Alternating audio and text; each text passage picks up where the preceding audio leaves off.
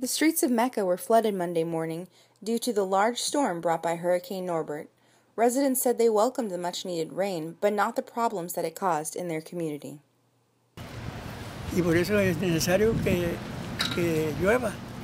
Y ahora que vino, pues unos encantados de la vida y otros le tienen temor por los rancheros especial porque tienen pérdidas en los dátiles y en otras plantas más. Christian said he worries parts of Mecca will not be able to handle any more rain. Pues sí, que ahorita está lleno de gente y todo eso. Y supongo que como no llueve y ahora que llovió, va a estar la goterita y que llueva.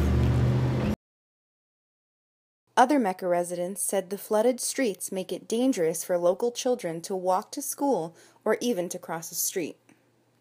Actually, I think it's not good for the kids. They can be sick for all the water. It's really hard. I tried to cross the street, but I don't know how.